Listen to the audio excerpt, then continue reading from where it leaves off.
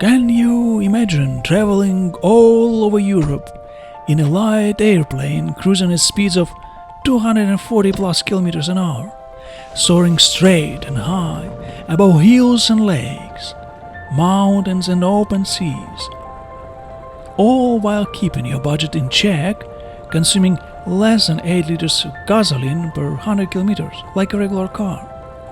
Can you envision landing on small grass airstrips and bustling international airports? And what if I told you this airplane costs about the same as a good car and can fit right into your garage? Would you be interested? If so, let me introduce you to the Europa family.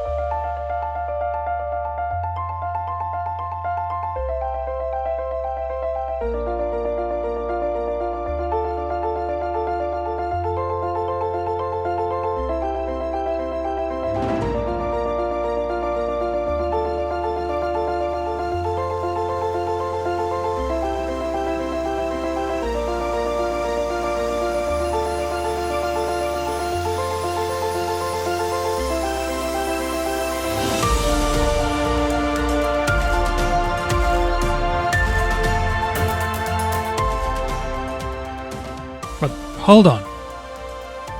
This was a good epic music and nice shots. But I have a question.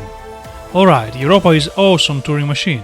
Fast for its class, efficient, with a good useful load, it's economical to run and it looks so cool.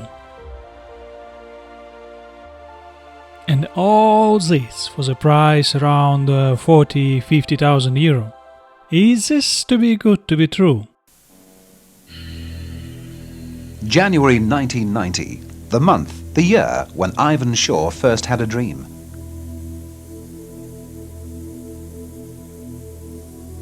A dream of a new aircraft. Imagine. Yeah, there were two significant events in the early 90s. I went to school and Ivan Shaw began designing a Europa. Unlike me, at that time, Ivan had a very clear mission: to provide a modern, composite, high-speed and cost-effective kit aircraft for personal use in Europe. And with ability to be constructed and stored at home, transported on a trailer and powered by widely available mogas fuel, the Europa met these objectives while delivering comfort for two people and enough space for extended touring. By 2007, the latest data we have, over 450 Europas were flying above Europe, Americas, Australia and New Zealand. Interesting, but Europa was originally designed with a mono-wheel landing gear. You may ask why? Why to look so U2? To save on weight, the single wheel is not a three wheels, right? Handle rough grass strips, get better speed because the single one is retractable, and just looks super cool. Turns out she was tricky to handle on the ground in a good crosswinds. Insurance companies learned that a hard way and added a good premium for monopilots. But this is a price to turn heads at any airports and be the queen on any fly-in. The tri-gear version might not look that cool, but it still keeps its sporty look with a low canopy and constant scene smile, even if it is hidden behind a fixed pitch probe. Europa is not tall aircraft, but propeller clearance is good for the tri-gear version and access to the cockpit is quite convenient for the low wing. And the doors. Oh, I love them. I can play with them all day long and they provide a good access to the cockpit. It's wide and open. And this sounds like pop,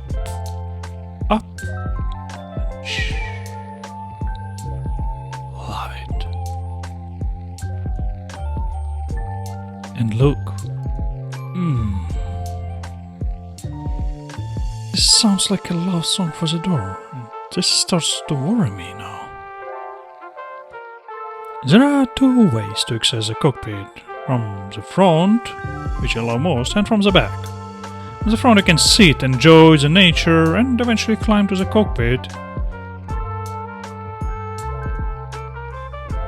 I am about 180 centimeters tall and check the clearance. You can adjust it with the pillows and we'll talk about that later, but you want to sit as high as possible because this low profile canopy. So I have a room just for the headset, and this is good.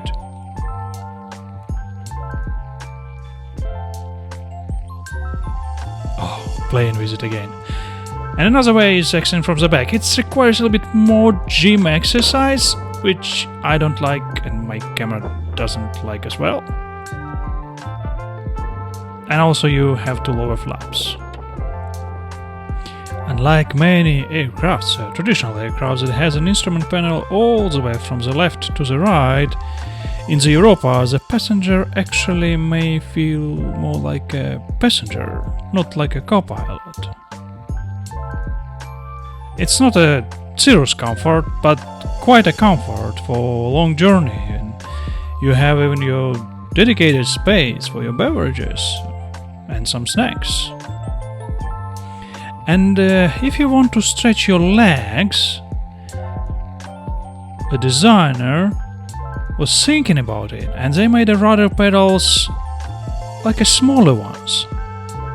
They're still effective and very convenient to use, but you can stretch your legs behind the rudder pedals. Oh, this is such a relief on a long journey.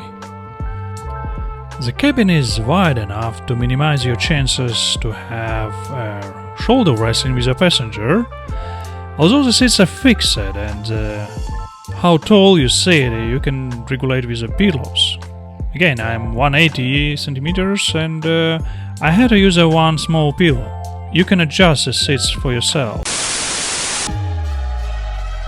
Alright, that's enough sweet words about this airplane. Let's talk some bad stuff, right?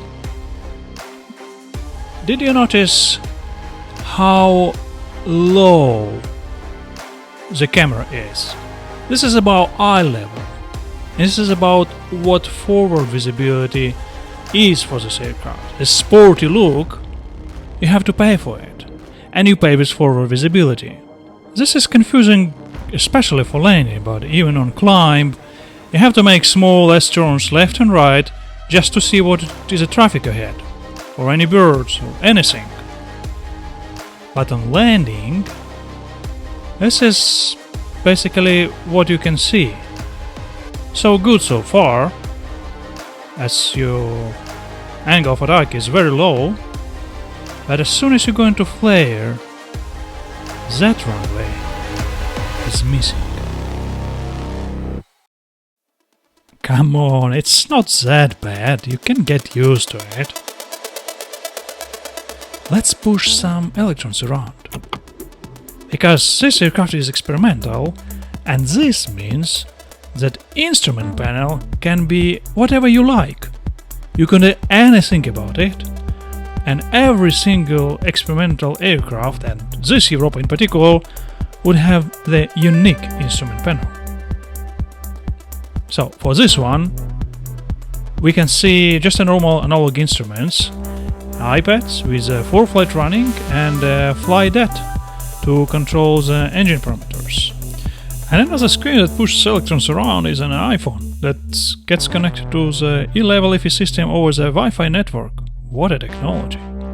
And again, because this is experimental aircraft, every instrument panel for every Europa will be different, so we're not going to stuck here forever. We will move to controls, and controls are something that all Europas have in common. And that is just stick and rudder. A stick is very well loaded, it's not light, it's not heavy, it's very responsive and sharp. And the rudder pedals, they are lighter, on the lighter side. And I love it actually. I don't need to go to the gym much. And they provide excellent controllability in a crosswind with a very slight pressure on the pedals. Love it. Nothing to say about throttle. Convenient. Has a special dent on 100% power since it's a Rotax 914 and you have to bend it a little bit to get to the full takeoff power. And to the right of the throttle you have a brakes. Yes, you don't have a brakes where the rudder pedals are, just to make them more comfortable you can stretch your legs. And now the braking in your hands. And actually controlling the aircraft on the ground left and right is also in your hands. Just use differential braking, that's it. Quite unusual? Yeah. But to get used to it, you just need a short time on the ground, practicing a little bit and that's it. It's time to move back to that bag. The question is simple. Is this a normal airline style carry-on bag? Would it fit to this small aircraft? I'm looking at the space and it seems feasible, so let's try out. Maximum takeoff weight for this aircraft on Dutch register is 656 kilo, with empty weight about 425. This means 231 kilogram of useful load. And practically this means that a medium-sized pilot with a passenger with full tanks can still bring about 27 kilo of different luggage. This is good. And for other Europas that don't have a parachute installed, this grey box in the middle, they have a lot of space and they can actually bring about 35 kilo. Many take the bikes with them. Folding bikes. 2 of them can fit in that space behind the seats. Yeah, this is real. For such a small aircraft, it's incredible.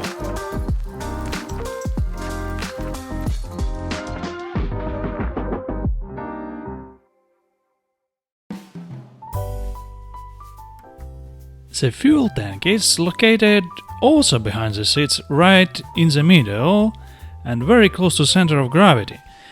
The fuel tank is 68 liters, which is not very much, but it's enough for 3.5 hours of endurance. Consuming 19 liters an hour and flying 130 knots of true airspeed, you may expect a real range, about 390 miles, if you can sit still for 3 hours and still have about 30 minutes for VFR reserve. And 390 miles, this is enough to depart from Munich in Germany and flying straight away to Rome in Italy.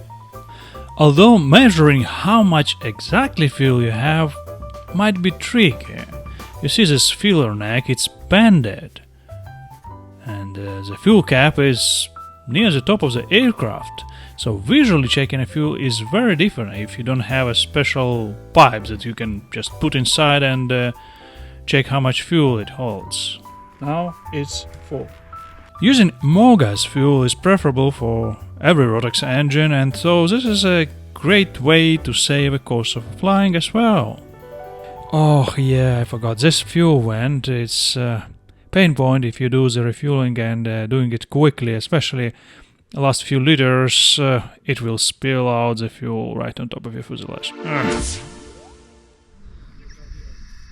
Hey buddy, you ask about the performance. Oh, and you as well. So, listen.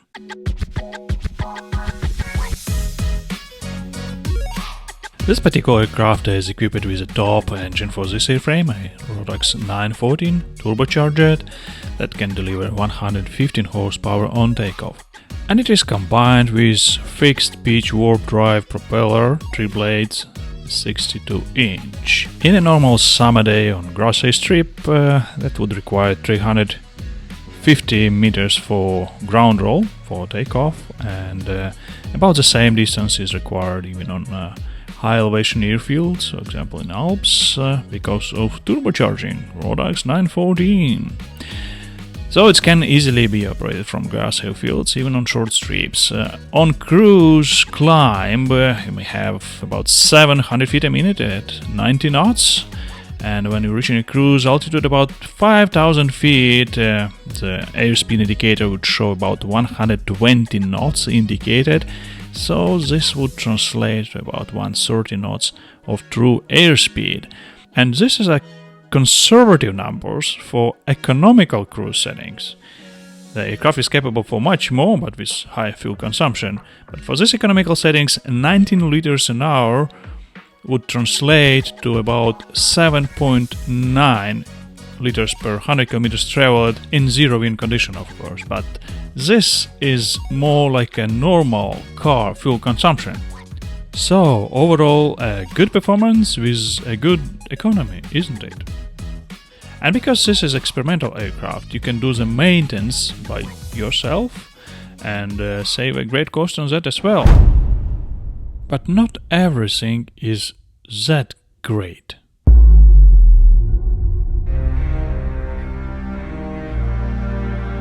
Let's talk about the concerns that lingers in the air for Europa enthusiasts. And this is Europa Aircraft Company. A company based in the UK, they have been the lifeline to provide ongoing support for builders and owners. However, the company, now part of the biggest Swift technology group, seems to be running on a shaky path. Reports suggest huge delays in responses, months-long waits for spare parts, and heavy reliance on external contractors. Although my personal experience was good with them. Apparently, this is not the kind of business that looks very appealing. The big question looms. What if the parent company loses interest, closing down its venture? The future of Europa hangs in the balance, adding a layer of uncertainty to the pure joy of flying this airplane. And this is a risk that significantly reduces the value of Europa airplanes all over the world.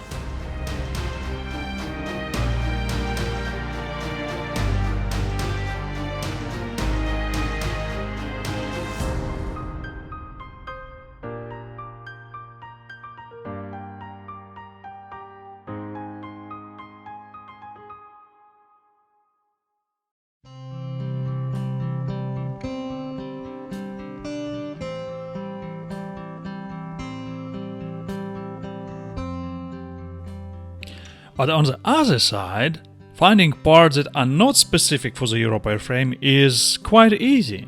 That is anything for the engine, it's mainly rotax, avionics, cockpit, tires, brakes, some consumables, fluids, etc. Hundreds of Europas are flying, and you won't be alone, because Europa owners have a club. This incredible club consists of many very active owners that share the same passion flying this incredible airplane. A ton of information is available on the club's website, very well organized. As many club members have tons of experience building and flying Europe for decades, and they are very open to help and advice. Very healthy community. And the asking prices for Europa starting at this kind of marketing conditions around 40-50,000 euro for a good build with enough resources on the engine. But you cannot find many of them on sale now.